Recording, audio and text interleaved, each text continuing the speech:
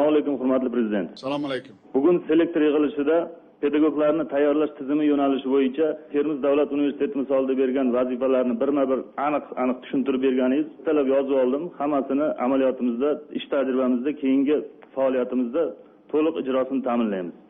Bu vazifalarni amalga oshirishda biz eng avvalo pedagogika instituti hamda pedagog mahorat markazi, undan tashqari boshqarma bilan bitta komanda bo'lib olib, ijrosini to'liqligicha sifatli ta'minlashga va'da beramiz. Hurmatli prezident, olis hududlar, tog'li hududlarimiz, Bobotog' hududi, Vahshivor hududi, barcha o'sha Boysun tumanlari, tog'li hududlarimizda pedagoglarga bo'lgan ehtiyoj juda katta muammoligicha qolayotgandi.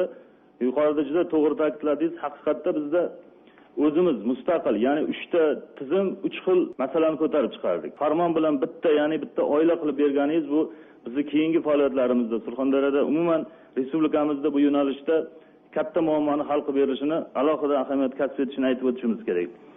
Hurmatli prezident, biz aynan Surxondaryo tajribasi sifatida oliy toifadagi o'qituvchilarimizni olimpiadalarga tayyorlash tizimiga yo'naltirdik. Natijada o'tgan yili fan olimpiadalari yo'nalishi bo'yicha 14-o'rindan 7-o'ringa ko'tarildik. Bu yilda esa 4-o'ringa ko'tarildik.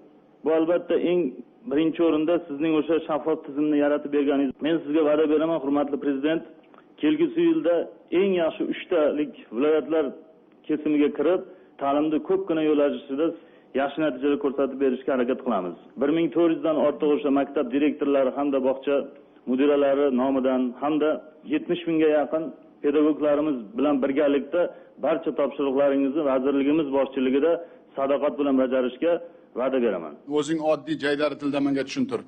Agar harakat qilsa, domlalarni $1000 olish Surxondaryoda mumkinmi, yo'qmi? Hurmatli prezident, shuni alohida ta'kidlashimiz kerak. Bizning Surxondaryoda $2000 dan ortiq oladigan 11 ta o'qituvchimiz bor. Buni ommaviy axborot vositalarida ham ko'rsatdik. Undan tashqari 600 ga yaqin $1000 dan ortiq oladigan o'qituvchilarimiz mavjud. Bugungi kunda o'sha tuman shahar bo'limlari hamda maktab direktori va ularning o'rinbosarlari, boshqarmalar xodimlarining ham oyligini oshirib berdingiz.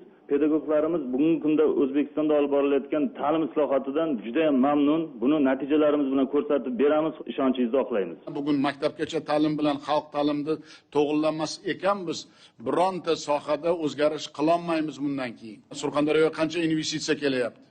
Bu texnologiyada kim ishlaydi? Matematikani, sun'iy intellektni, fizikani, geometriyani yaxshi bilmagan hech kim ishlolmaydi yerda. Ta'limi yaxshi bo'lmagan ishlolmaydi. Shuning uchun sizlarga ko'p narsa bog'liq. Ishlaringizga muvaffaqiyat.